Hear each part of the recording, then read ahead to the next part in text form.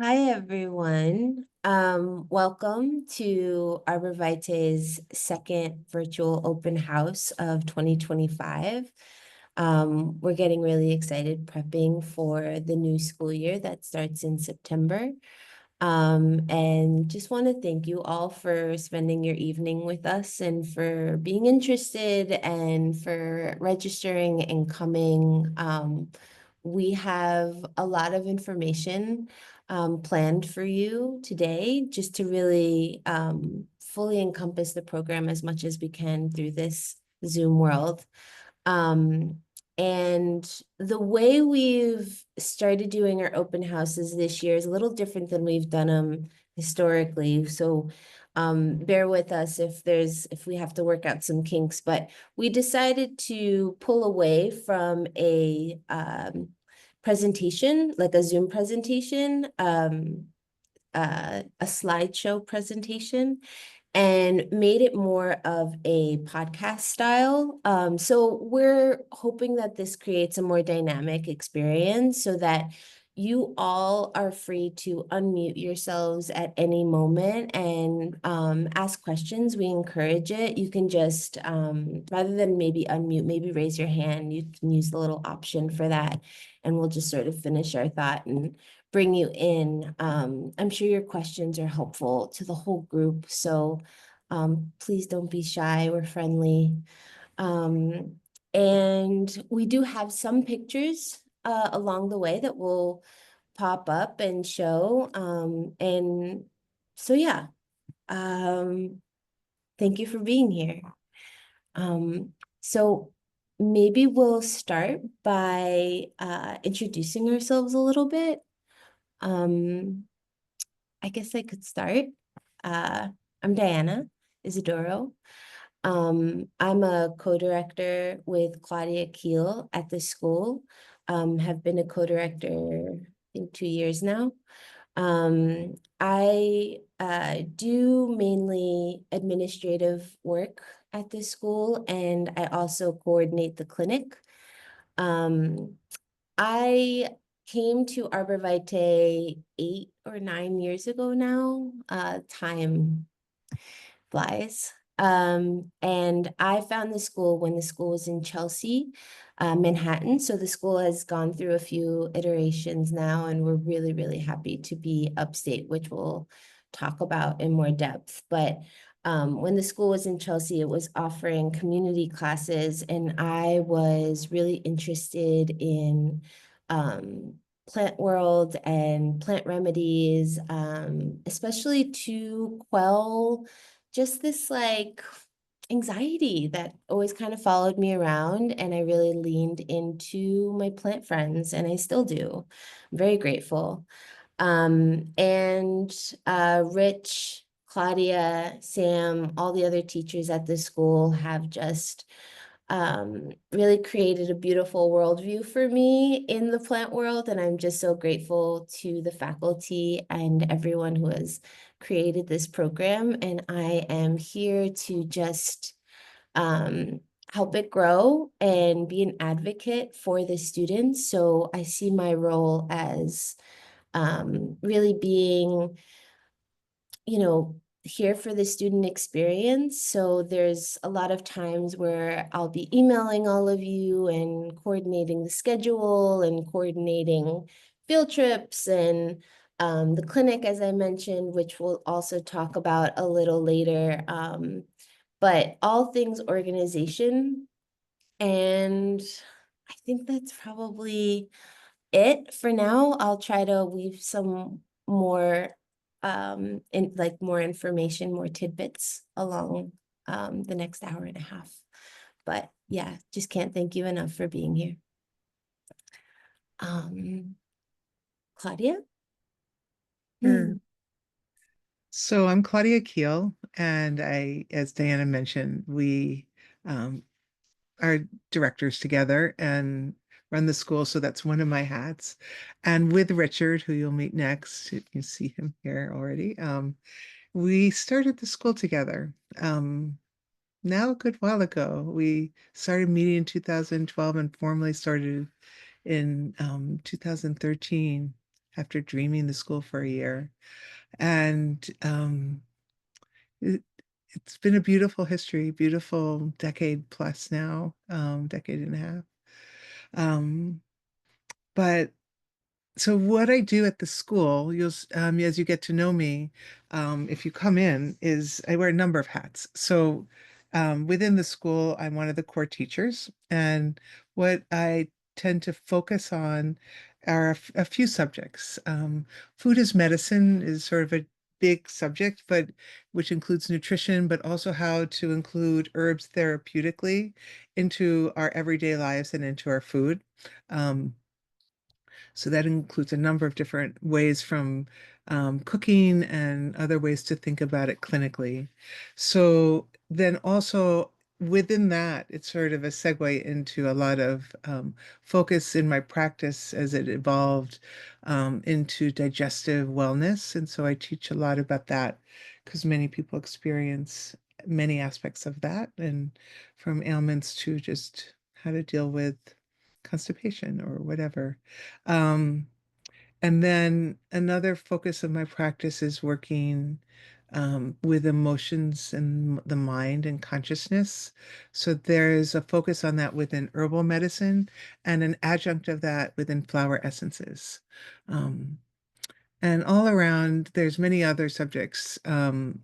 We all teach as core teachers, though we will talk about all the other teachers we bring in within the 3 years, but we also mentor within the clinic, which is a great joy to see how all of that evolves, and we'll talk about that. And the short version of coming into herbalism is I just didn't know that one could become an herbalist. I had no clue. And when I never even had any herbal tea until my mid-20s, basically. So, but I did have some experience. I did love nature. I did travel a lot to be within nature. And I had one really profound experience meeting a herbalist in Chiapas, Mexico in the early 80s, who helped cure what was this fungus growing all around me that seemed incurable to all other doctors and whatnot. And that sort of taught me that nature wasn't only alive, but it could heal. And um, sent me on a program of self-study. We were just talking about that before class, before this started.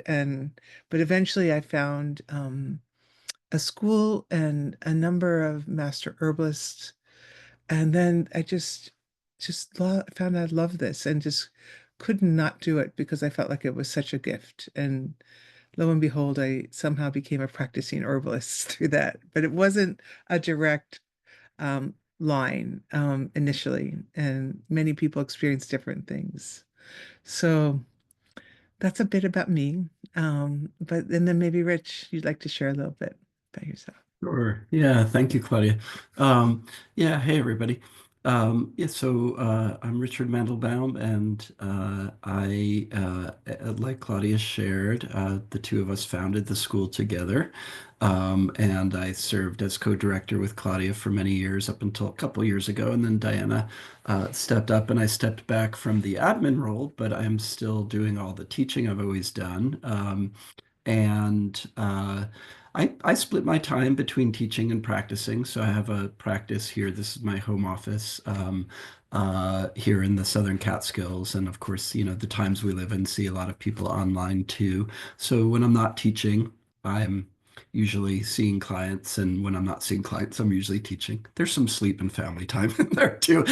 Um, and Anyway, yeah, my path to herbalism, I mean, it's such a always a fascinating question to ask people how they got to this. Is really through the plants. I just, long story short, as a teenager, I began to teach myself to identify trees. I think I realized I was really missing something big, like who we truly are, kind of big, and learned to identify trees on my own. And from there, other plants, and from there, got interested in foraging and organic gardening and growing, and worked on some farms, both vegetable farms, also growing herbs eventually too, and kind of stumbled my way into meeting some herbalists and realized what I wanted to do with my short time here and studied with some wonderful herbalists like David Winston and William Lasassier and Rosemary Gladstar and kind of went from there. And that's really the core of it for me is the plants themselves and the planet. And I sometimes say my hidden agenda, but it's not hidden because here I am saying it all the time. In all of this is really the proselytize the planet and our place on it and Gaia. And yes, we get very detailed and clinical in the program, but there's a foundation to that and an ethos behind it, and that's if anything the most important part for many of us, I think. And um, Anyway, within the program, I teach lots of stuff. Just like in my practice, I might see everything from thyroid health to mental health, digestive health, reproductive health, you name it, what comes at us as herbalists. But I do a lot of the botany classes in the program, phytochemistry classes, lots of the Chinese medicine classes, because the teachers I learned from taught from a perspective, in part at least, and practiced from a perspective of traditional Chinese medicine. So I weave that into how I teach and teach many of those classes too. But then a whole bunch of clinical stuff as well on different topics. And, as far as any of you want to dig into that stuff tonight, we can too. But in a nutshell, that's me. Okay. Yeah, thank you.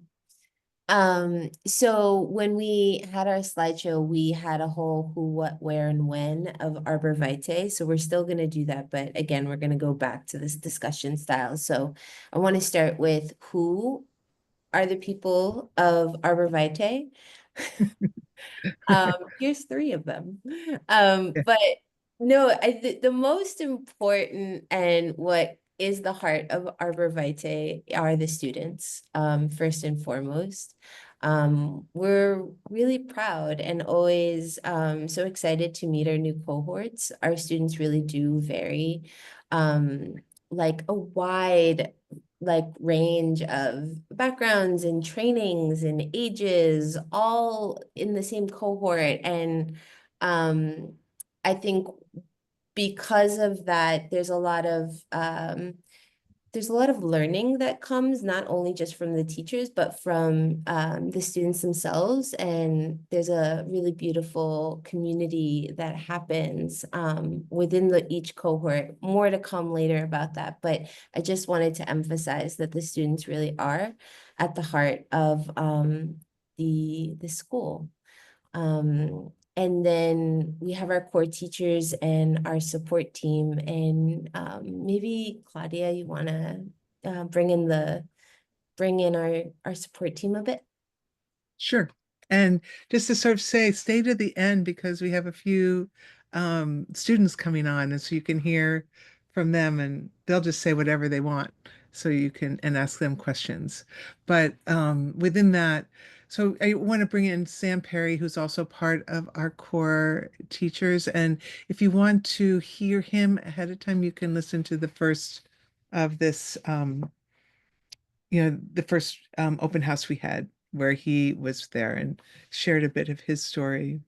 But he's beloved in the program. And then we have wonderful TA Dana Perry, who was also a student a graduate of the program, and she will be somebody you'll get to know in year one and year two. Probably pretty intimately, even though you don't get to see her as much because but she reviews all the homework, and there's an intimacy in that. We call it home play. I like to call it home play. But at any rate, she's there. We have a number of other people. We have April, who really helps us with all the finances, as well as Shannon Van Loon. So you'll be in touch with them, perhaps, if you came into the program. There's a number of other people that are in the background. The school itself, which we're going to introduce to you, is also a home. And that's one of the age-old ways way I learned as a herbalist, but going into an herbalist home, and this is um, a mixture of things in the school for sure, because we're a school and it's not a formal apprenticeship within a home, but there's something in between because you're coming into a home of Amber Merkins, who also graduated from the program, has a practice locally in an integrative health clinic, cancer clinic actually, and but her home and family lives there when we're not there. Um, so um, if you want to fill in any more blanks, Rich or Diana, or go on to where we are or anything like that. Yeah, well, just to mention, I'm not sure if you mentioned, Claudia, that April and Shannon, so there's some people behind the scenes too who just help with keeping the school going financially and Yeah. administratively too, who, you'll interact with a little bit with April, but just do, really essential work for the school as well. Yeah. Yeah. Thank you. Yeah. Um, so I love that you mentioned, Claudia, that it's a home because I would love to actually pull up. Now we go to our where. Where is ArborVitae? And for those of you who are not local or are new to ArborVitae, and just found us and haven't seen what the school looks like yet, only I could. Maybe I'll fill in while you're doing that. Oh, go ahead. Yeah, so I'm assuming you guys all see this now. So this is a aerial view of the school and the property. So after the pandemic, we really we had a wish to have more access to the plants as we studied and just more space for classrooms in general. So we landed here at historic Huguenot Street in New Paltz. So if you've ever been to New Paltz, it's a college town, upstate, super quaint. There is a downtown of New Paltz and a bus station that you can walk to the school. It's about, I believe, a mile away. And that's serviced through Adirondack Trailways. So we have some students that come from further afield. Those that would take the bus are from the city, but I believe there's some folks who have taken the bus from elsewhere. I'm trying to think. But yeah, we have students that travel from all over, which is really beautiful. Right now we have students that are in Connecticut, Pennsylvania, New Jersey, Delaware, New Hampshire, Vermont. We had a student that was flying in from Miami for a little bit. Um, and this is the home. Claudia, do you want to talk about the farmland a little bit and just the history of the school? Yeah, so this has been settled land for a long time. It's Lenape land, so we want to honor that.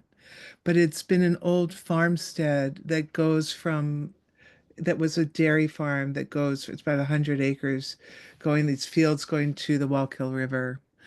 So it's on this street that had been colonialized and settled for a good while, and then the Jewett family had passed on and it went into an easement. So it protected the land, which was really important and beautiful to do as it was as a farm. So we were able, it also opened the door for us to come into that. Um, it's a short part of it. It's, situated where we have, and Rich maybe can say about some of the botany trips in the area. Maybe you want to talk about that a bit, Rich, just situate it in the larger sense of the Hudson Valley. Sure, yeah.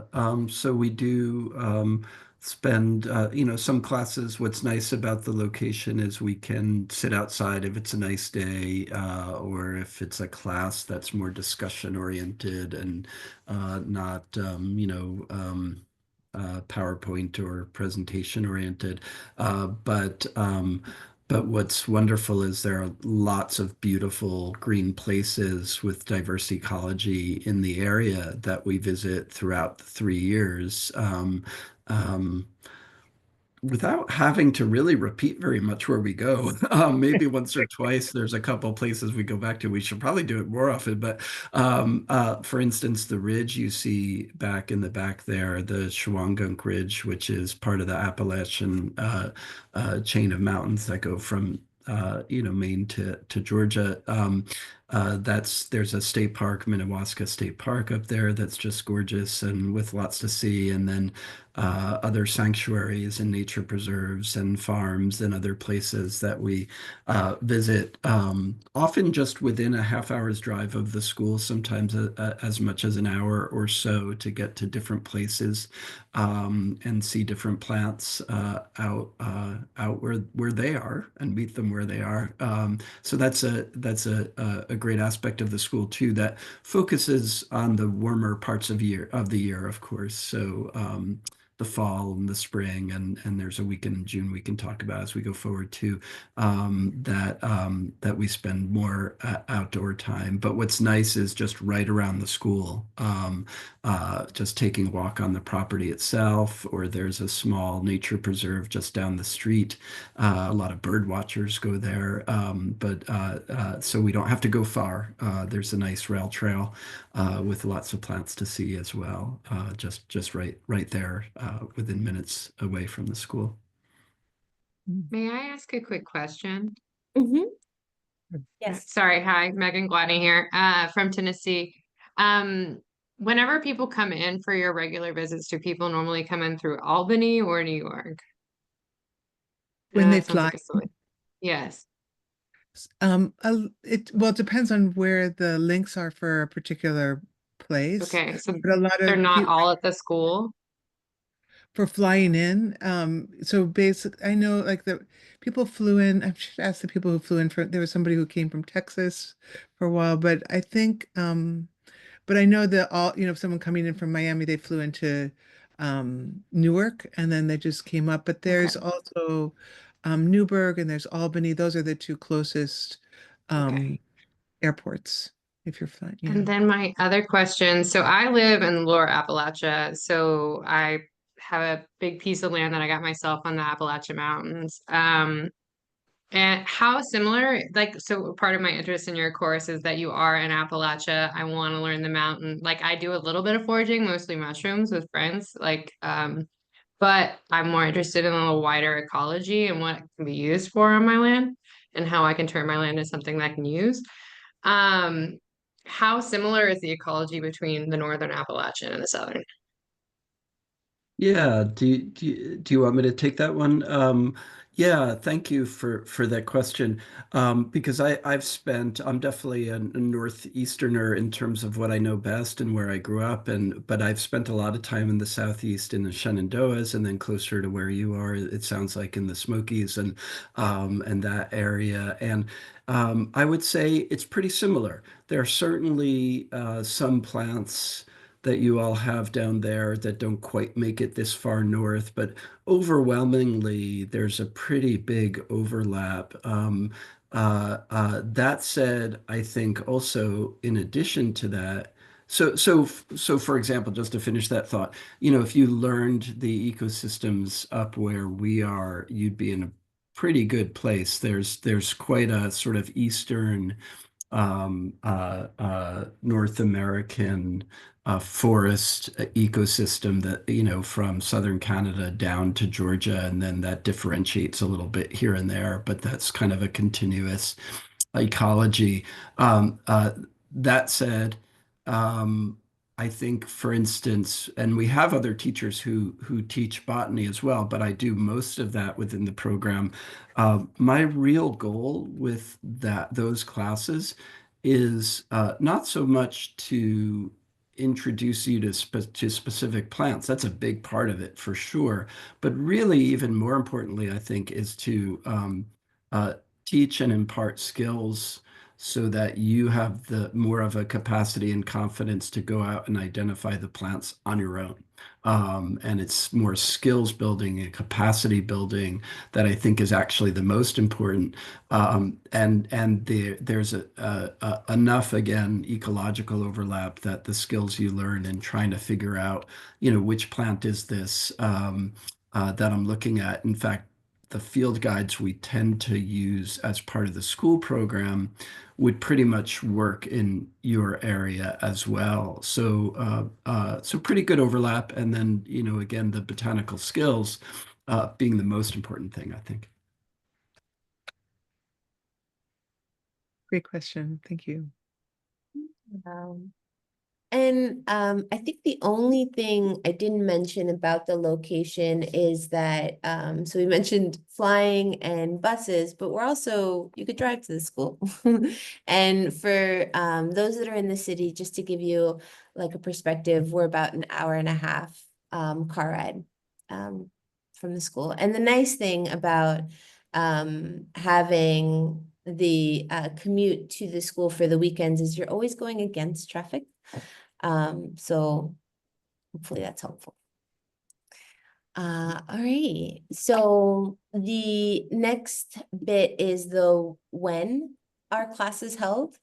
So let me quickly just give you, I will explain, but it might be helpful. There we go. So this is an overview of our schedule. So this is a 3-year program.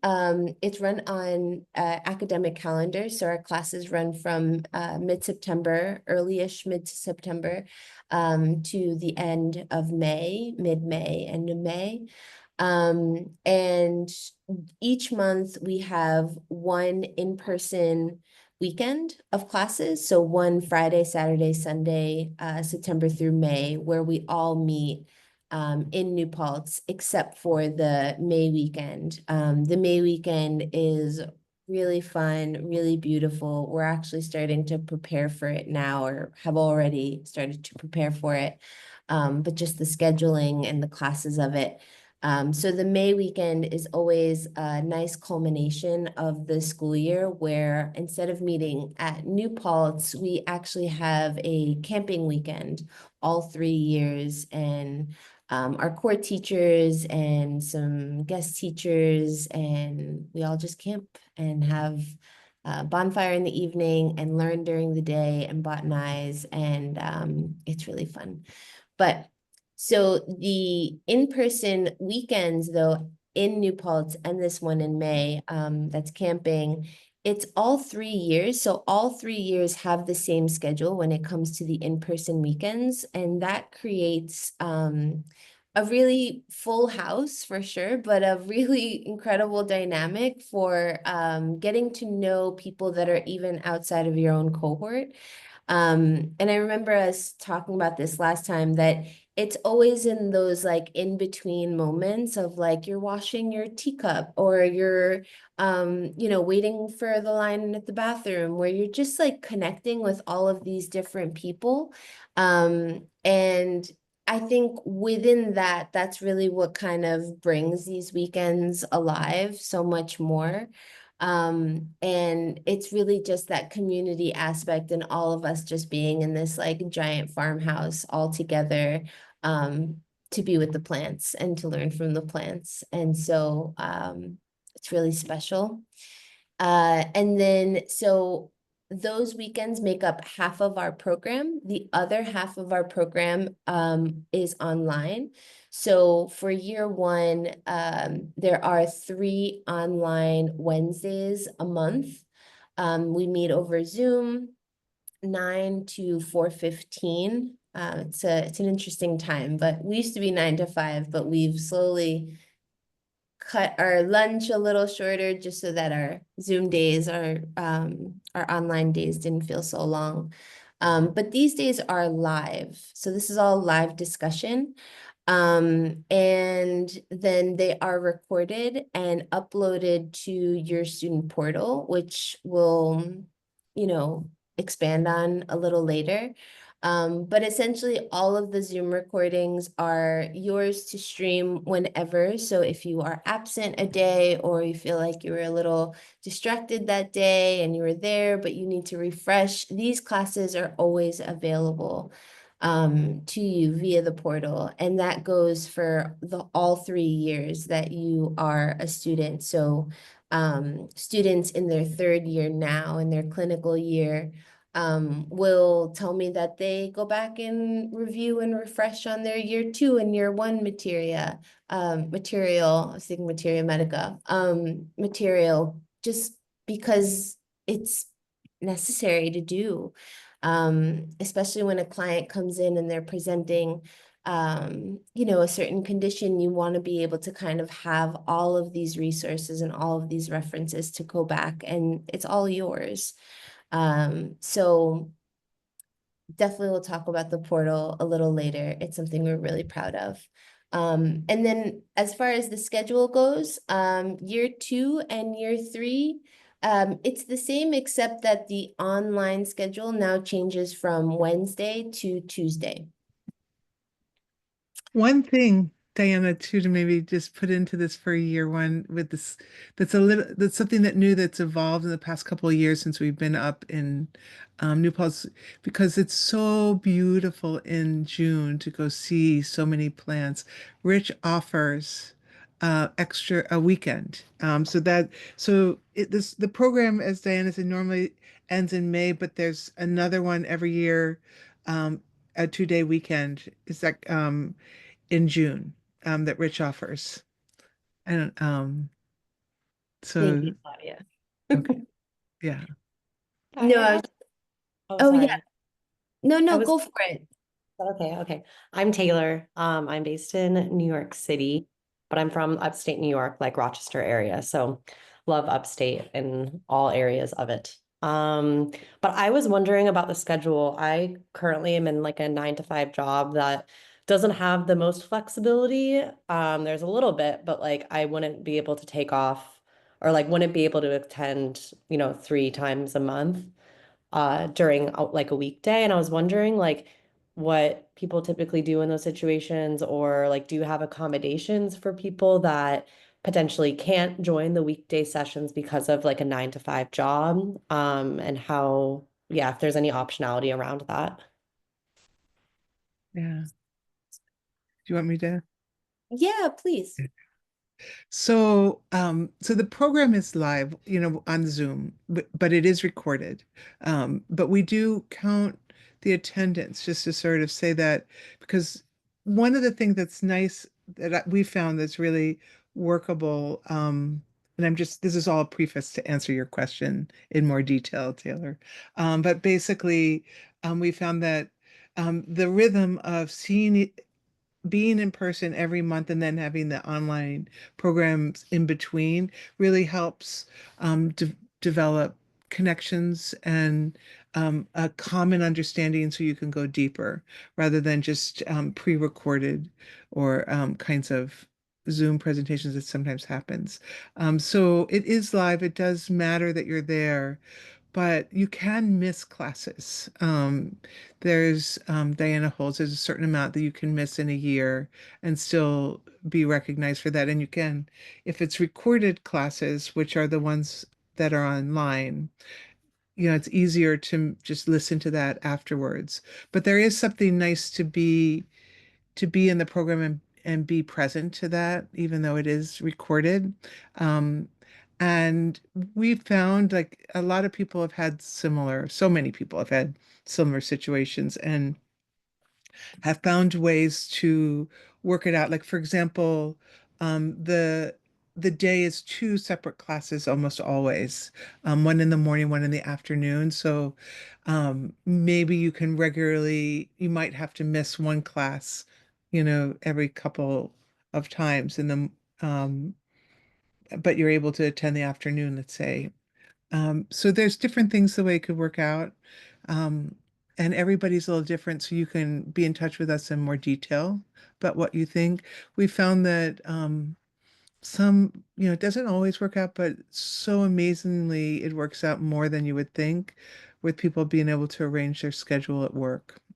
to make it work, but everybody has different situations. So you can just reach out to us about those details. Okay, thank you so much. I appreciate it. Yeah. We've got a question in the chat about where people stay for the weekends. So is that something maybe that would be worth talking through a little bit? Definitely. So thank you. I saw that question as well. So students don't stay on the land where the school is, but they stay nearby. And this has gotten really creative over the last couple of years that we've been there. We have a spreadsheet with several, not all of the options out there. We're always kind of looking to add more, but we give this spreadsheet out to everyone just to kind of give them a place to start. And this spreadsheet is a compilation of campsites nearby, hotels, Airbnbs. There's a New Paltz hostel nearby that's walking distance. So there's a lot of like different different arrangements people have worked out. We have some really lovely neighbors that have opened their doors to our students, and have gotten to know them over the years. And just like, one student in particular has stayed with this, elderly woman who is our neighbor, the whole 3 years, and she's about to graduate. So there's a lot of connections, in the community, and we're always like trying to facilitate that even more. So we'll continue to adding that, but I could share that in the chat a little later too. And just to add what also tends to emerge, we want you to plan that you might initially just have to plan on your own. Though we'll connect you right away before school starts with your class, with your cohort. But students get to know each other. There are many local people that just open up their homes. We can't say that's going to happen formally, but it just has happened for so many all the time. So there's different things that emerge, but just and even the youth hostel gives a discount for ArborVitae students, so it's affordable if you're just doing it on your own. Thank you. Okay. So why is it important to learn about herbal practice in person? I know that there's a lot of different programs for herbalism around, and when the pandemic was around, we kind of had to quickly pivot and be online, and then there was sort of that moment where we pivoted back, and we asked these questions, and there is a lot of importance to learning herbal practice in person, but maybe Rich, maybe you want to support that a little bit more? Sure. Hard to teach pulse diagnosis online.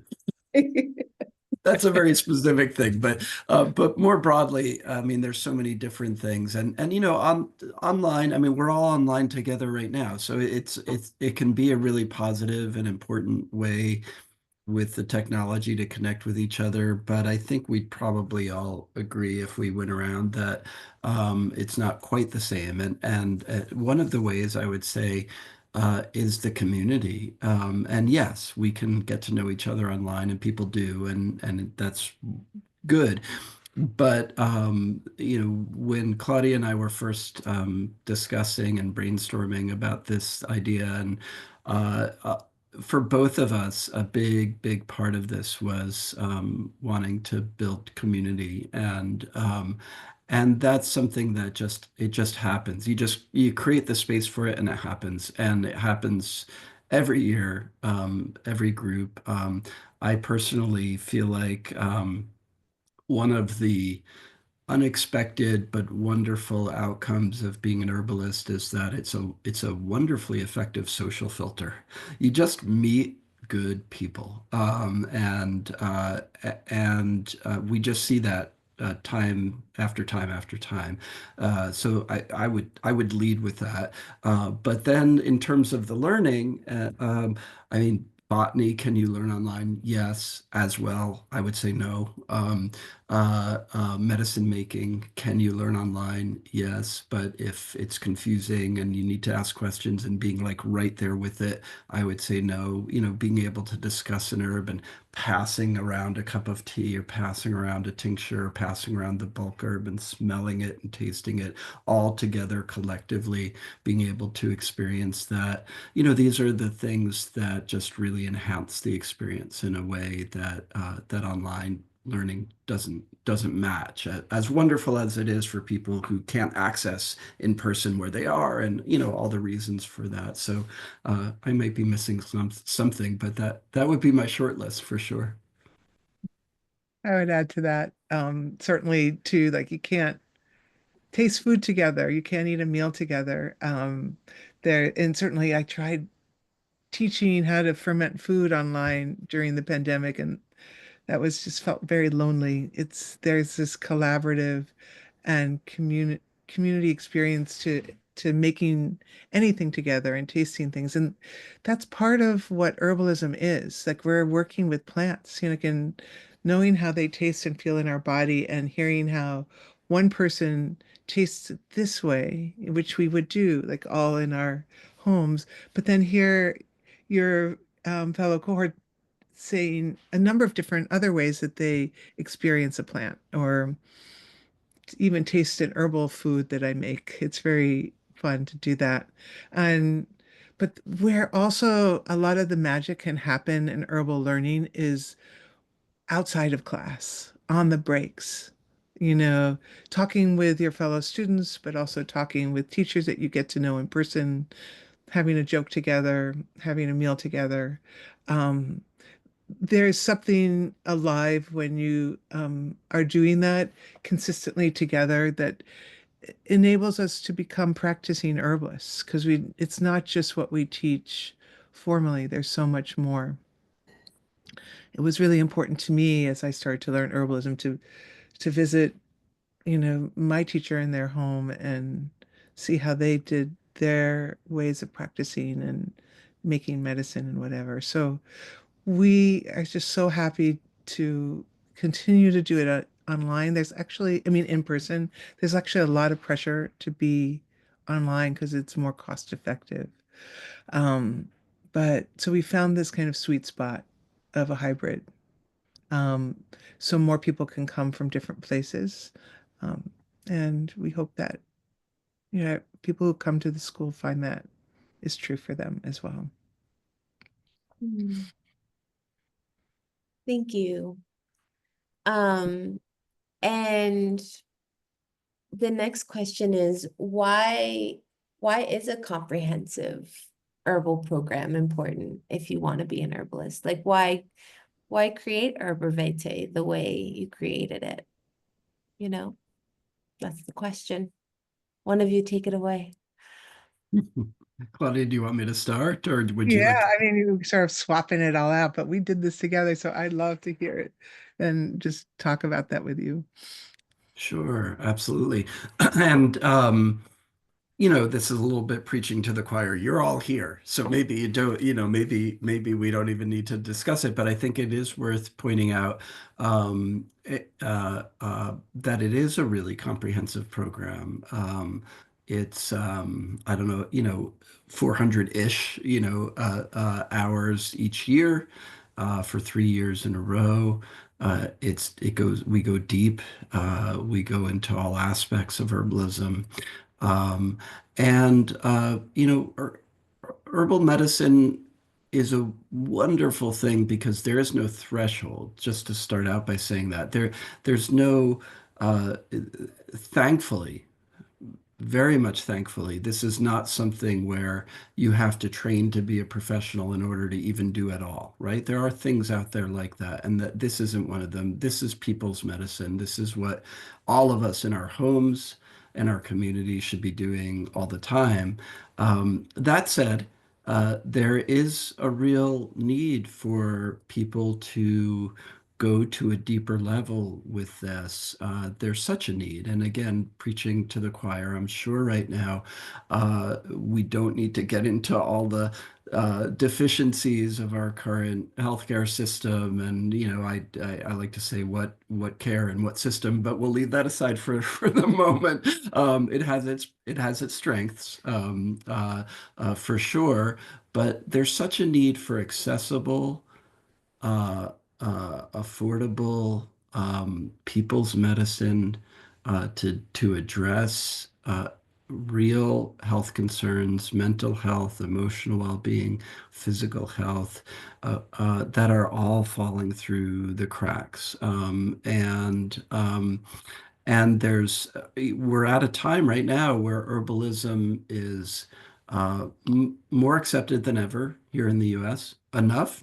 Definitely not. We got a long road to go still, but it is going in the right direction. There is much more acceptance than there was, at least, recently, and so, to honor and celebrate that direction, and it's the timing could not be better, I think, to delve deeply into this path, when there is increasing interest, there's increasing recognition of, and it's not either or, it's not dogmatic in any way, but what are some of the gaps? What are the deficiencies in how we're addressing health in a more mainstream way, and what can we do differently? Um, and and I don't mean this, hopefully it won't come off as elitist in any way, but there's a real need for people to go deep. And not all our students, I should say this is maybe something we can talk about more, necessarily have a life plan of becoming practitioners. There's a tremendous value in this study, if you're not sure of that yet, or if you're thinking you're going in another path, and medicine making and family care, and family and friends, social circle care, community. There's so many different levels. But that said, we do see around us a lot of herbal trainings that maybe don't go so deep, and having something where you're exposed to a tremendous diversity of teachers and approaches, where we take our time, even though I'll tell you, by the end of 3 years, we're like, oh, we often hear, can we get a fourth year, please? It's kind of a running joke, but it's true, because you can always keep going, right? I keep going. We're always students, always with more to learn. Um, but we do have that time, right? Pacing ourselves that way, and including clinical work, right? So even in the first year, we begin to incorporate real clinical discussion of things, and looking at cases, and discussing what this looks like in the real world. And then in the second year, we have this progression of starting to work on cases, the students working on cases and getting feedback independently. And then in the third year, and I'm sure we'll talk about this, so I won't go into depth right now, but we have a student clinic. And that was one of the things that Claudia and I really agreed on very quickly early on as well, is like, let's get in it, right? Let's get in it with people, and really, give people the skills and the confidence, to go out there and do this work, because we need more. We just need more people doing this work. So yeah, maybe I'll pause there and see, Claudia, what you want to add that I missed. I do want to say a few more things, but I see Kay has a question, so I'd love to hear that. You just want to unmute yourself, Kay. Yeah, can you hear me okay? Yes. Yeah. Okay, Great. cool. Thank you. Yeah, thanks so much for that, Richard. When you mentioned accessibility, I also wanted to ask a question about accessibility, but more so financial accessibility. I was wondering if either you, Richard, or Claudia could expand on why there's not a BIPOC scholarship available, or maybe there is and I just didn't come across it. I think um, yeah, if I could just hear about like the process of maybe you all are planning for one in the future, but is that a possibility right now? I think Yeah. in general, I think um it's been kind of disheartening to be researching a lot of clinical herbalism programs, and I love that, now I can see myself so much more in the knowledge that's presented in them and centering like BIPOC ways of knowing and queer and transgender ways of knowing.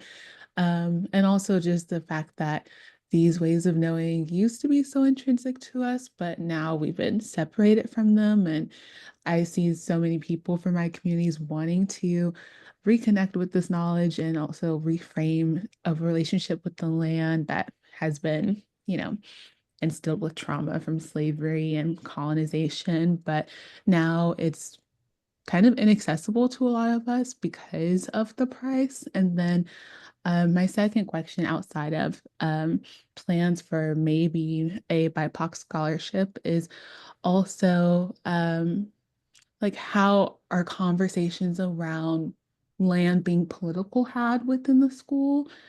And I think I'm thinking of these things because I got my foundational training from People's Medicine School, and I was able to be in a BIPOC only cohort that centered cutie BIPOC knowledge. And it was very great because a lot of the, unfortunately, like harmful language that I've been in wasn't there. So I'm wondering, how do we have those conversations within this school around colonization or talking about ancestral knowledge when we have different ancestors? Yeah, I'm just curious to know about both of those things.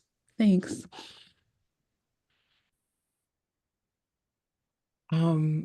Both Rich and Diane and I care deeply. Thank you so much for bringing that question. I'll say a couple of things and I won't answer it completely. And Diane and Rich can chime in as well.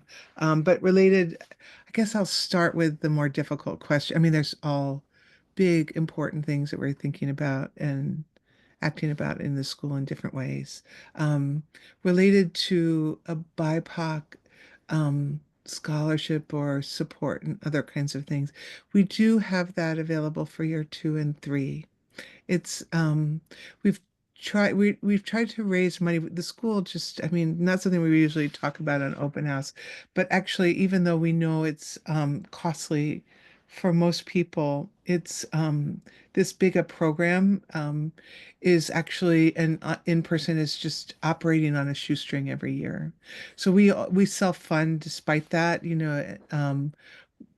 with for these scholarships, and we've tried to raise money, and sometimes we've gotten some more and we get to give more out that way.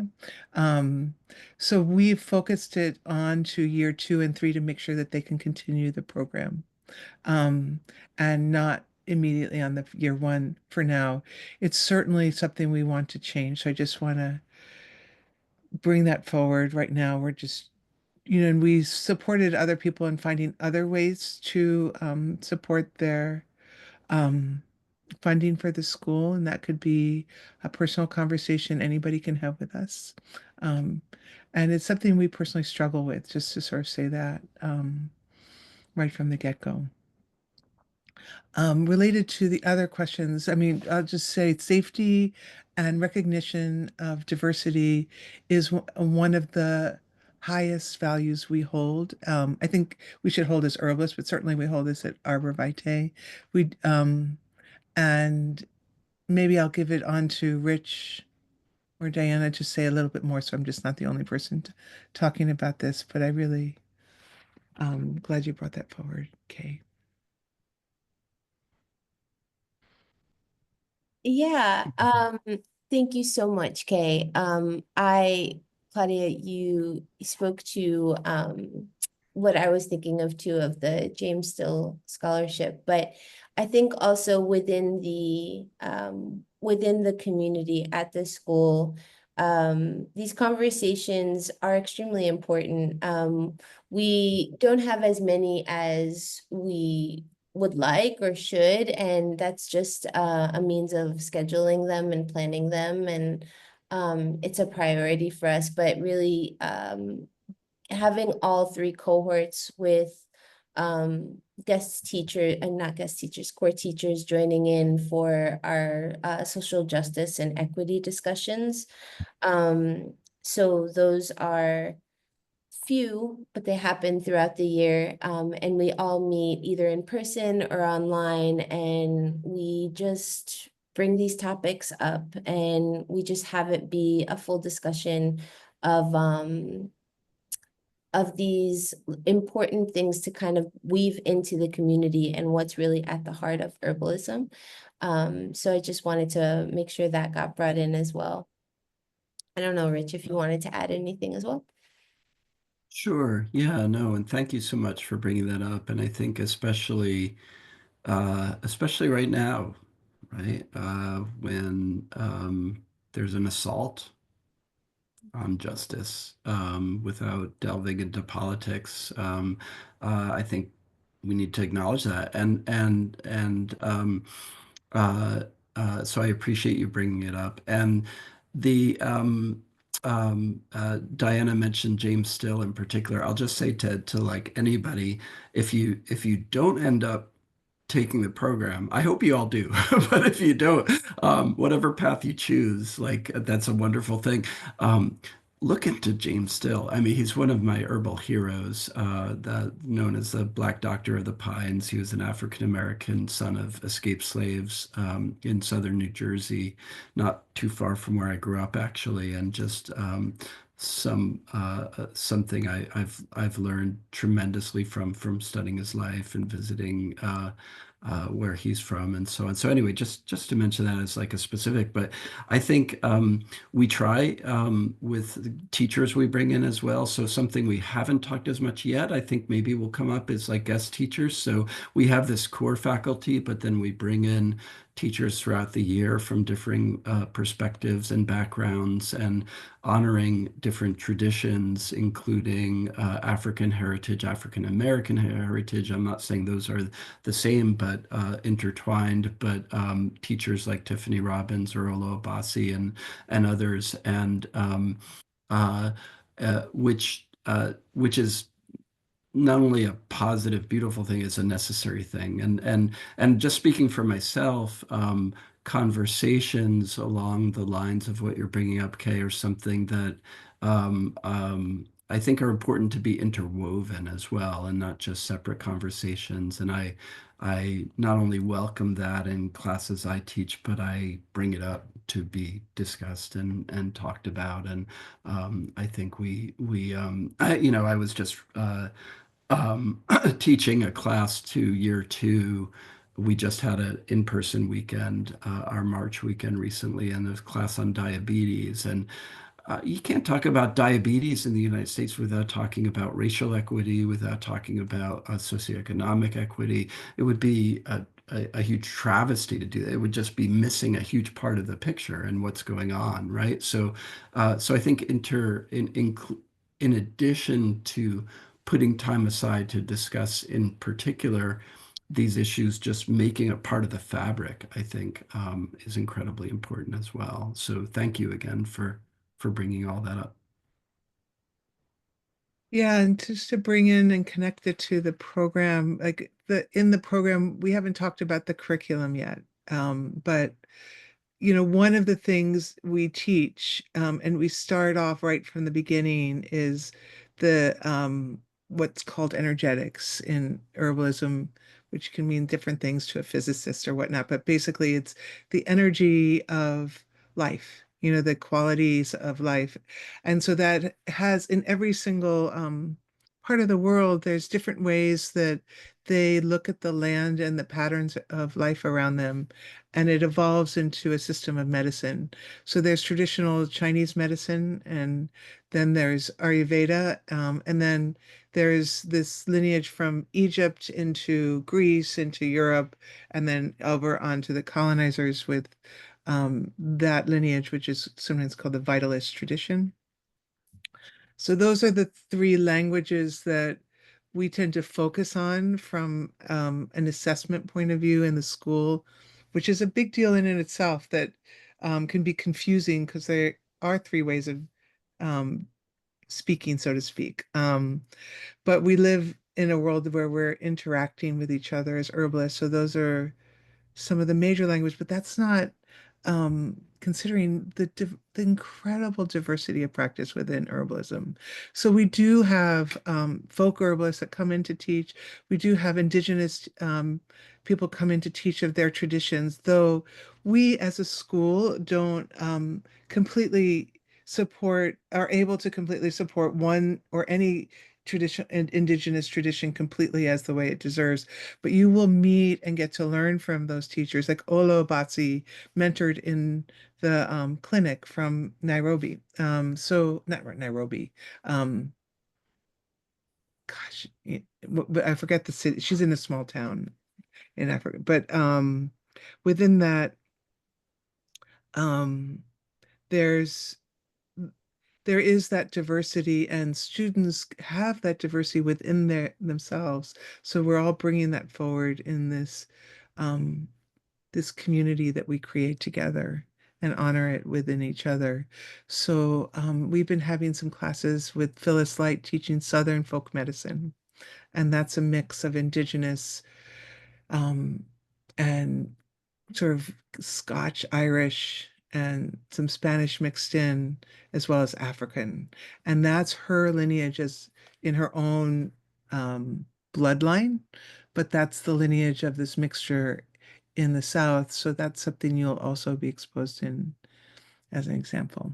Um, but I see, and so there's so much more that we teach, but I see that Rosie's here. And we were just answering some questions, and Rosie's a first year student. And so you haven't heard all that we were talking about ahead of time, but maybe you might want to just share what maybe the prompt. You can share whatever you want, but like what you expected when you came and what happened. Like what do you think of the program? What's meaningful within that? So Hi everybody. So what I expected. Uh, I mean, I have some good friends who are clinical herbalists that I've been really close to. And I've been a patient, a client of clinical herbalists for a number of years. So I feel like my expectations were uh fair, like somewhat accurate. Like I knew it was going to be a lot. I knew it was going to be a different perspective. I knew it was going to be a different kind of schooling.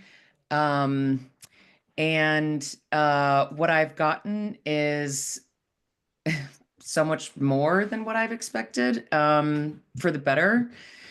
I didn't anticipate certain growths within myself to happen. I didn't expect to just so fall in love with so many of my classmates who are wonderful, lovely human beings.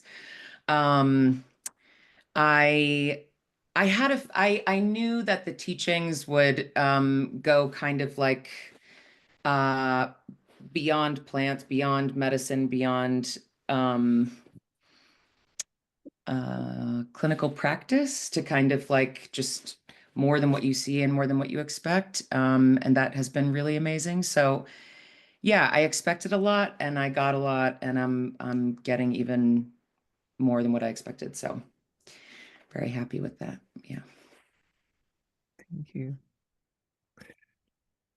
Is there anything that sort of stands out around the classes that shifted something for you, or yeah, or do you want to say anything for anybody coming in that could also whatever draws you to say anything about?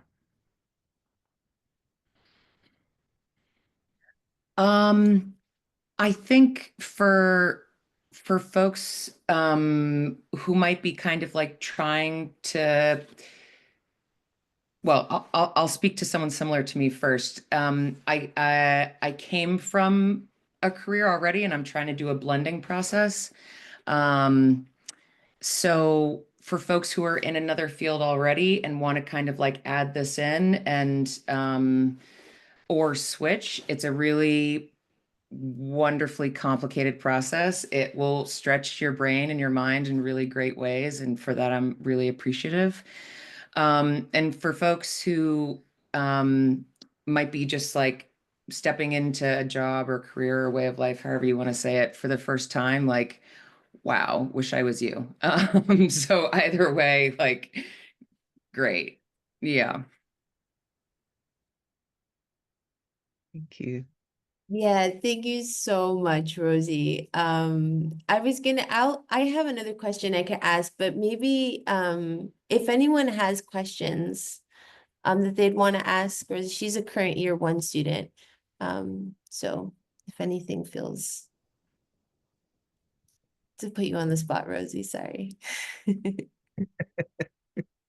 What career paths were you trying to blend? I'm a psychotherapist and a dance movement therapist and a flower farmer. So I obviously can't really settle down in one thing anyways. But you know, between therapy and farming, this feels like the natural kind of child between the two.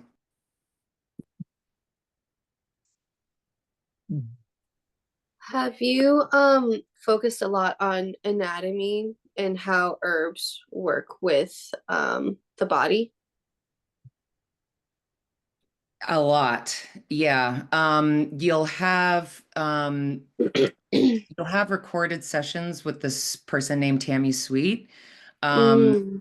Who, okay, maybe you already know who Tammy Sweet is. So Yeah. yeah, it makes anatomy and physiology really accessible. Um, and that's really wonderful. And then it's woven in live classes as well, just kind of like all the time. Like we never really stray far from the body. Yeah. Thank you. Mhm. Have you taken any of the phytochemistry classes? We just had our first phytochem class with Rich this past week, which was great. Yeah. And that class, I didn't think it was going to be what it was. And I was like, oh, I'm into this. I thought it was going to be like completely over my head. I can't keep up. I'm just like struggling to, yeah. But I can't emphasize enough that these teachers really know how to talk to like a wide range of people. Like, so yeah. But if you already know what phytochem is, then maybe you'll be like starting way ahead where I started. Just to also add, the phytochemistry series that Rich teaches comes into year 2. So Rosie just explained that the intro to phytochem comes towards the end of year 1. And just like an added tidbit is just included in your tuition is in year 2, you get a Lisa Ganora's phytochemistry textbook. So that's part of your reading. So we order that for you because we, get a deal with Lisa, and so you can start reading as soon as you want. Maybe year 1 if you're really interested. Yeah, it looks pretty dense. I haven't read it yet, to be honest. You just sold me a bit on Lisa Ganora's book. I literally have it on my phone already. Oh, good. Oh, Lisa's book is the way to go. And Rosie, you can say if this is fair or not, but I think with phytochem, when I teach on that, the important thing is to not teach it as something divorced from and I say this with all love because I'm talking about myself right now, our barefoot tree hugging selves. Like this is not a separate topic. This is all within everything else and connected to everything else. And it's another language to describe this beautiful reality, right? This strange, beautiful reality that we're part of. And to your point, Rosie, I think even people like really versed in biochemistry of plants might actually have a harder time in some ways of like if they haven't come at it from that direction, right? So yeah, anyway, just to say, but if you I was going to say too, Rosie, if you want me and Claudia to log off so you can talk to everyone independently, that's a joke. But yeah, feel free to say if that makes sense or not. But yeah, just in terms of phytochem specifically, because that came up. But yeah, check out Lisa's book. She's wonderful. But don't buy it if you're coming to the school because you get it for free. But also what actually another part of year one that's sort of an add-on that Rosie just mentioned is that there is this whole other course with Tammy Sweet, and that's separate from all the classes. It's sort of like we include it as homework, but it's this really in-depth course that it's so important to have, that just as a focus. But from an herbalist perspective, we've had people who've taken who are in the medical community, and they might take this course because it gives another little twist and window into the physiology of how herbs work within the body. But that sort of gets to like what Rich said about phytochemistry. Like, you know, we've often divorced, or our culture tends to sort of let it happen that we can divorce our mind from our body. So like, even though we understand and might understand the physicalness of the body and the systems of the body, we also want to connect that to this larger experience of who we are within this ecosystem of the planet that we are in, this web of life. So everything that we study in ArborVitae, that's the cool thing about herbalism. It's just about life and life on this planet. So, but we go into depths in all these little pieces as much as we can in this program. Yeah. I have a quick question. I don't know if you guys can hear me. I can hear you. Oh, okay. My name is Genesis. So really quickly, I wanted to know, I was just looking over the application and I noticed the tiering system and stuff. Um, I think most likely I'm going to be only able to afford the first tier, but I just wanted to know what is included in the first tier since it's like the cheapest option. There's no Is difference. there, oh, okay. Okay. Thank you. We don't. Yeah, it's all the same. It's just and the first tier is basically what we started, not much of what we started charging 13, 14 years ago. We've just tried to keep it as accessible as we can, even though I know it's not accessible to many people, as we talked about earlier. So, but it's no different. And the other thing we do, at the school is that we self-fund payment plans. And there's like a lot of schools will say if you pay in cash, you get a discount. And we feel that's disingenuous, and it's the same price for everybody and just divide it up. There's whether you're on a payment plan or you can pay ahead of time. So we don't make any of those distinctions. Thank you. I appreciate it. Yeah. Erin has also joined us. Hi, Erin. So Erin is in year 2 at the moment, about to embark on her first clinic at the end of April and shortly to be a year 3 student. So we just had Rosie share a little bit. Erin, if it's cool, maybe we can open it up for people to ask you questions as well. But before doing that, maybe you want to just share with us, really honestly, how your second year is going so far. And I know you likely, I think just maybe came from work to be here. So thank you for being here. Thank you, Rosie, for being here. And maybe just also sharing with us like how you balance herb school and personal life and work life and everything. A question like that came up earlier, so just sharing some perspective. And maybe I'll even add to that list that Diana just gave you, Erin, is just sort of because so many people will be coming into year one, like how was the arc of the year of year one and looking back at it from year 2 now, as well. So you can just unmute yourself. Can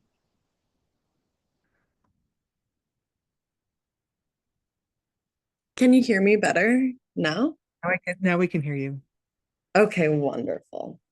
So, hello everyone. My name is Erin. To start talking about my experience at ArborVitae is so beautiful and touching, quite frankly. I discovered the school 8 years ago, but I didn't apply until, 2 years ago. And I got into my first year. I was nervous and I didn't really have expectations. And I ended up I couldn't urge you all more to do this program. I never knew that I was going to make such deep, lasting friendships at this point in my life. It's truly being held in community in ways that I haven't felt since I was a child. My first year, I was just in shock and awe the entire time. I think I was flooded with such awe that it made my threshold for empathy larger in the world. And,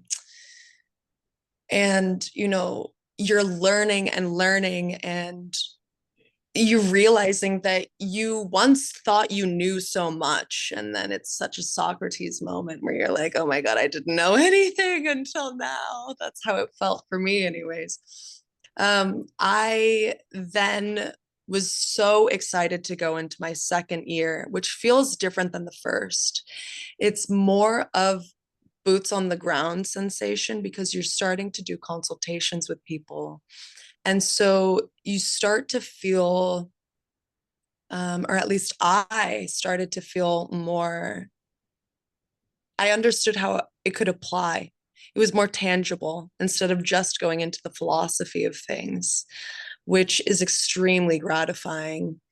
And the pace of the year, so much of my education is, my happiness is bubbling up because of the community that I was talking about previously. It's your entire experience is painted by your friends that you make, and you're learning things that, you've longed to learn forever.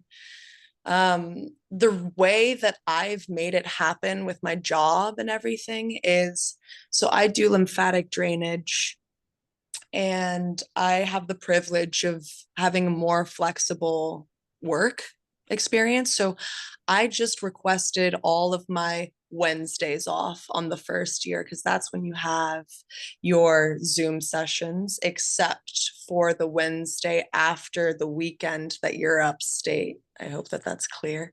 And so you'll take 3 Wednesdays off in a month, and then you'll have a weekend that you'll go upstate and talk to everyone and make food and be with one another. And it's pretty easy once you are able to initially grok it, if you have the privilege of having a little bit more of a flexible work situation. You meet people, and if you're commuting like I'm living in Brooklyn, so you will meet people initially, and then everyone will want to book Airbnbs or sleep over at a friend's house. And you start to create this little pack and rhythm with one another, checking in before the weekend comes where you're going to be upstate with one another. And that's such a part of the bonding process. I'm excited for year 3. It's more of a sped up experience. And what I mean by that is you start to have faster turnover between consultations, which is fantastic, right? Because that's actually preparing you to start doing it on your own in a timely manner. I love this school so much. It has broadened my horizons and made me so excited to continue learning for the rest of my life, but to have the grounding basis of my herbalism education be at ArborVitae, I could not be prouder, quite frankly. Yeah, I'm so happy to answer anyone's specific questions. This is just a little bit of my flavor of my own experience. I'm sure I forgot things, but yeah, I'm open to y'all asking anything. You just unmute and ask a question. Thank you, Erin. Yeah. Go ahead, Erica.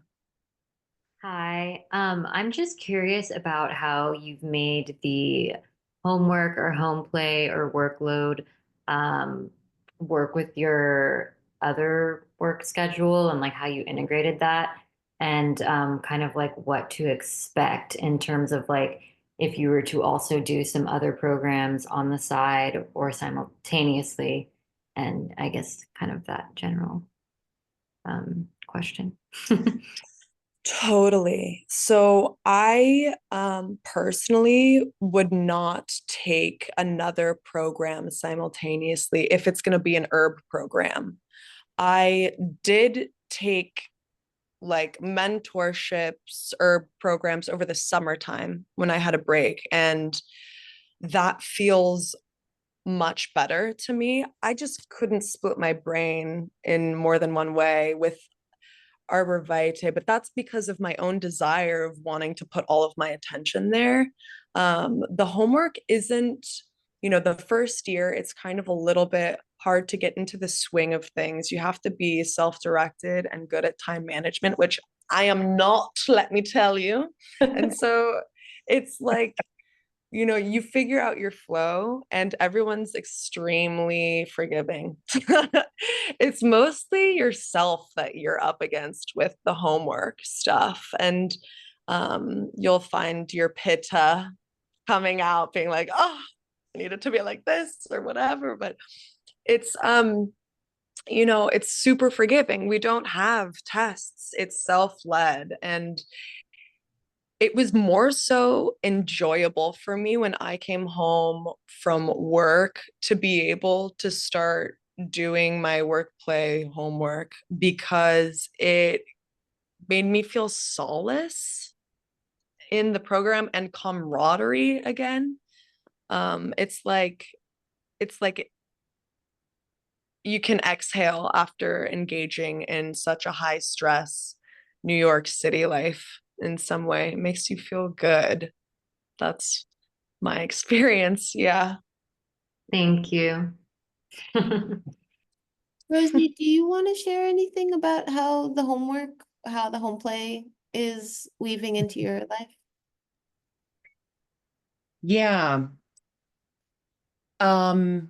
If you think about the homework, home play as homework and home play that you're used to from like traditional schooling, you will probably get more overwhelmed and anxious than anyone wants you to be. The homework and home play is really about, it's really about like, how do you slow down enough to like just experience this herb in a moment? So like some of the home play is just like making tea. No one's asking you to write research papers. No one's asking, if you want to, I'm sure they'd love it. But like, and there's a person who is their entire role is to be in direct communication with you about your homework. So at this point, I feel like I'm just in a conversation with Dana about like I'm writing to her about my experiences of like tasting a fennel seed. Why I like really messed up my rosemary honey and like why I won't do that again. Like it's not you can't think about it. You can't think about it the way you would traditionally think about homework. Like you will, and I keep doing it, and then I catch myself and I'm like, what am I doing? Just like, so it's the homework and home play that is going to make you the good herbalist, not the good student. And I feel like those are two different things, if that makes sense. Yeah. Thank you. That was also helpful.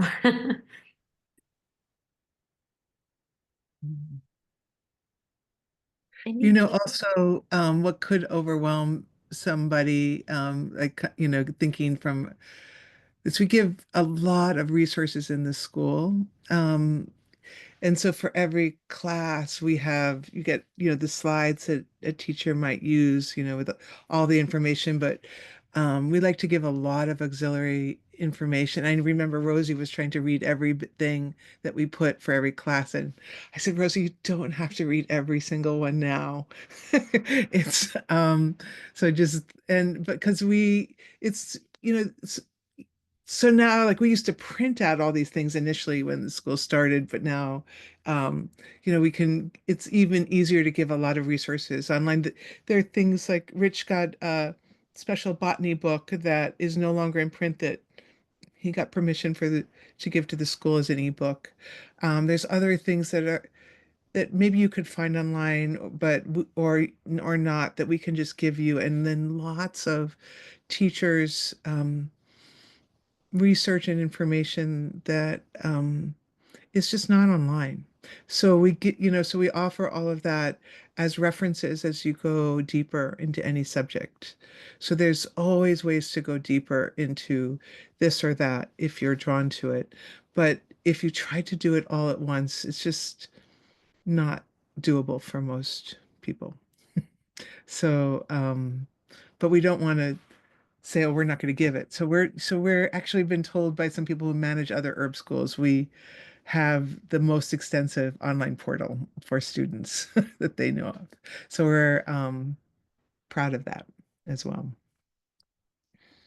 And all of these resources, just to say, that are available on the portal, except for the videos, we encourage you to download. So so you can access offline after you graduate the program. This is your information. This is now passed on. This is yours to reference for as long as you want. There are people that make little booklets of it, but you can organize that as you wish. So just to say all of that. And I know we're practically at time. There's so much we didn't cover, just to say, but mainly the curriculum in more depth, and the faculty, and just really just nodding to all of the wonderful and different voices from all over the globe that teach at this school. So Claudia, should we maybe try and squeeze that in? I don't, or maybe. We do have another the first video we talked some more about those things. This is the idea of it's like a conversation. It'll be a little bit different window into ArborVitae each time.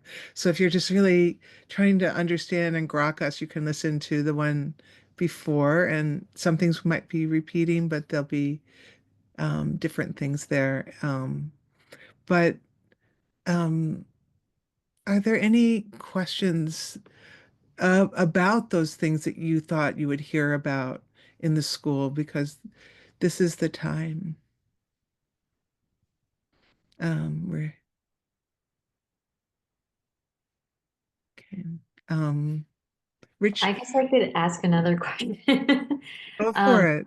I was just curious if you guys could provide a little bit more information on the application process and how that, I guess, how people are accepted into the program. Yeah. Yeah. Diana, why don't you? Yeah, absolutely.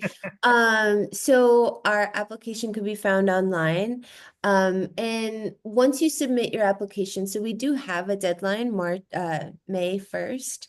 Although we highly recommend you to apply as soon as you are ready and are feeling good about it. You can also request an early acceptance and even get started on your payment plan earlier so that those are more spread out, if that's helpful to you. But the application really is a helpful way for us to get to know you briefly, and just the acceptance rate is relatively high. I think someone emailed me about that in this group. Yes, and it really feels so important to again acknowledge that the students that come into ArborVitae, their backgrounds of even herbalism, but not even herbalism, but just their what they've been doing, what they've been studying varies so greatly. So we have students that come in that have little to no experience in herbalism, and students that have self-studied extensively, taken other programs.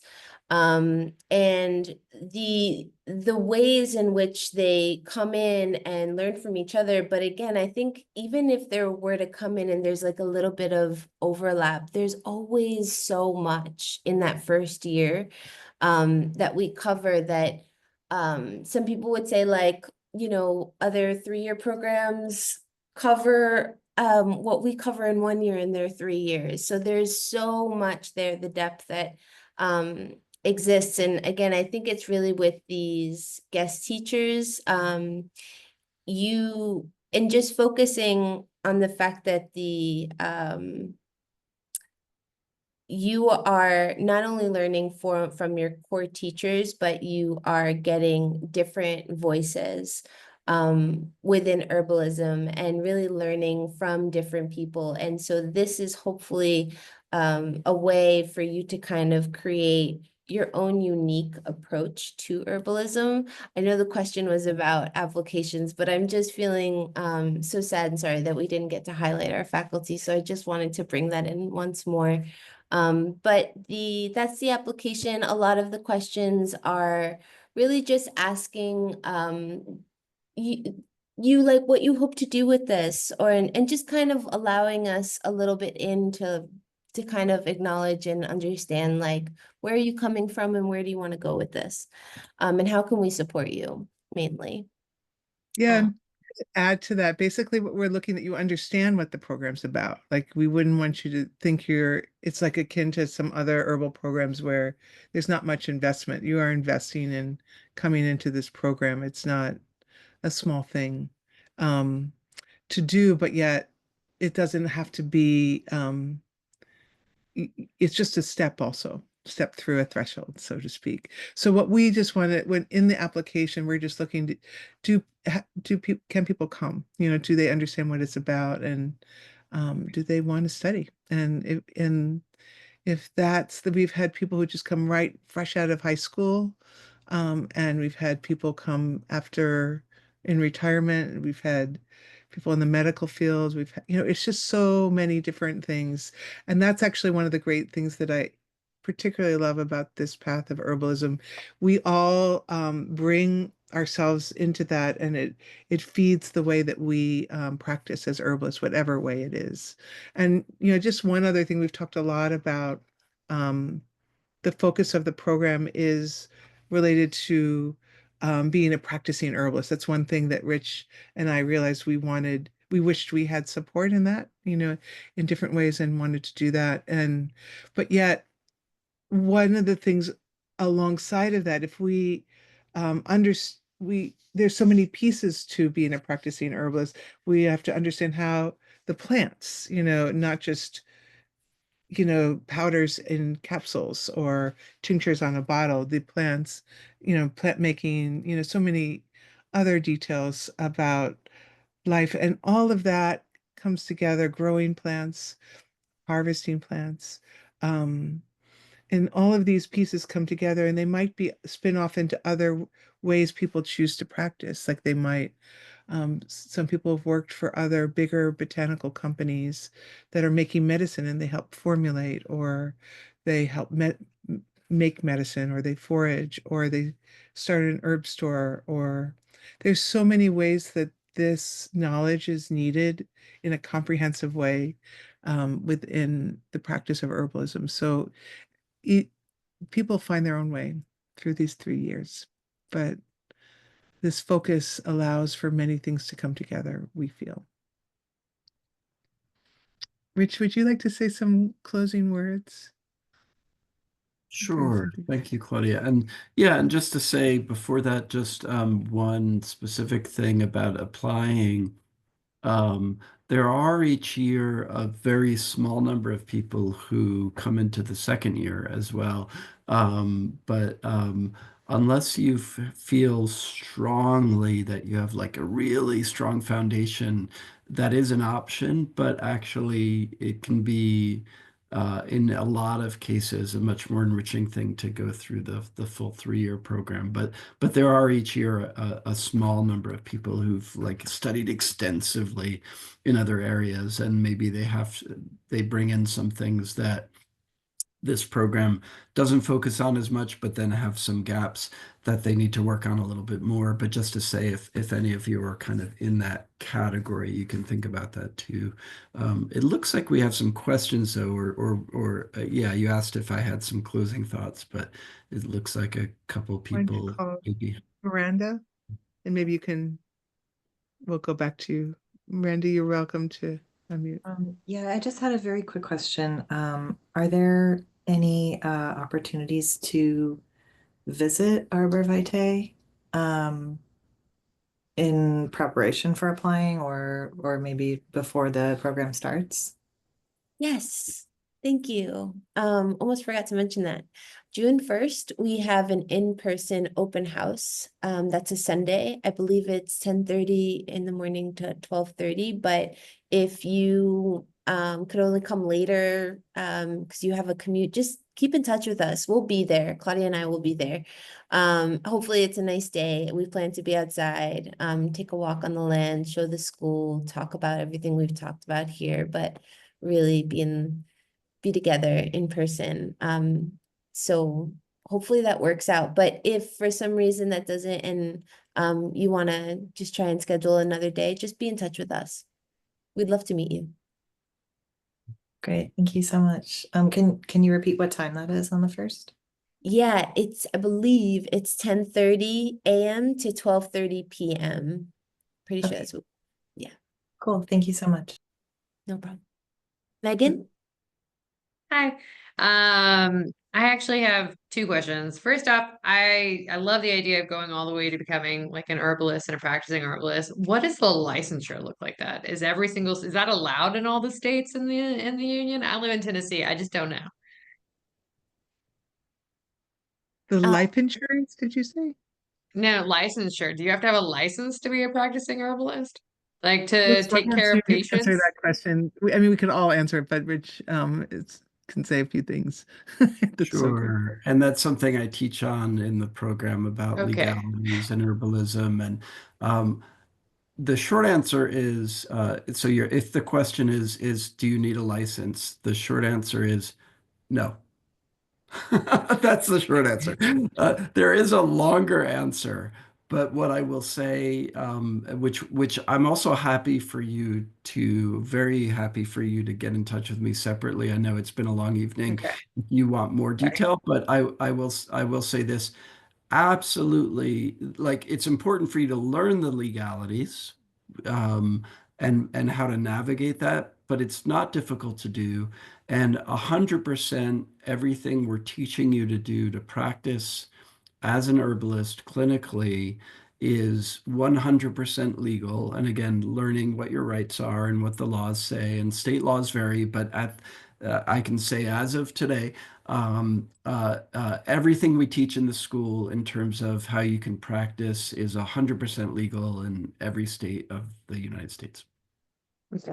Just double checking. And then one last question, and I asked it over here.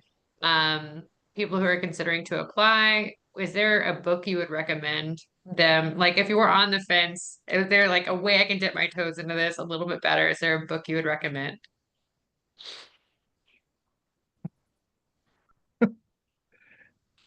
Rich, Body into Balance by Uh, Maria Noel sure. Gross.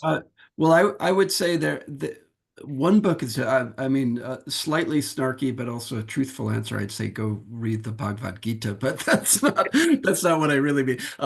It's sort of what I really mean, but it's hard to reduce to one. In the first year, we have a book by David Hoffman that we use throughout the year. That's excellent and comprehensive. But there are other aspects and other approaches to herbalism that are equally important to complement that. So it's hard to focus just on one, but there is a book list from year one and from the program. And I imagine, Diana, is that actually on the school website for people to access, or is that something you would be able to share with folks? Yeah, so that's on the year one page. So where you would find the curriculum and the applications up top, there's a few links. So there's the book list, there's Materia Medica for year one, and you can also see for year two and year three as well. I believe the assignments are also up there. So all of that you can poke around, click on all the links and get to know more. And again, please don't hesitate to ask questions once you find all that. I will say though, I think I don't know if we do have below the book list that we ask you to get some other more introductory books, that is a smattering of some of them, and they're always changing because there's now, as opposed to when I studied, a lot of herb books being published, and there's some good ones like Kat Meyer's, book on the energetics of herbalism. I forget the exact name, but is a nice introduction to many aspects of energetics. But within that, I will say that the books that we have in the school like are reference books. Like, it's not like a page, David Hoffman's Medical Herbalism is not a page turner that you would just stay up at night reading. It's it's one for reference, and a really helpful reference. But just one of many that we have in the school. And so there's a few other, so and everybody's a little different about what can change them. Like I read a couple of books. Like I loved Matt Wood's book when I first started herbalism. Actually, no, I can't. The Earthwise Herbal. No, not that. That was the one before. I was wow. At any rate, I think it's on our list as optional books below that you might be interested. But that, but another person might be drawn to another book. Like, so you will just read and Yeah. drink some tea and go out and hug some trees. It's like- Perfect. Thank you guys. I appreciate it. Thank you. Thank everyone for being here and spending your evening with us. Yeah, I'm just really, really appreciate it. Yeah, I just Claudia. want to go back to Rich and see if he had any closing remarks, because we were Sure. talking. Yeah. Thank you, Claudia. And yeah, I'll keep it brief because I know it's been a long evening, and just, thank you all first and foremost for being here. I would say, as you're looking, you're all here, right? You're all already on the path. All of us have something else we could be doing tonight. So there's a reason you're here.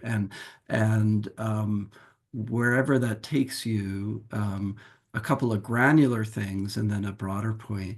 The granular things, if you're looking at different programs, look at how many hours it really involves. There's something in some academic circles called contact hours, like real hours. Some programs count as hours, like the time you're spending alone doing work, and we don't do that. Like this is about like real time with each other and with us.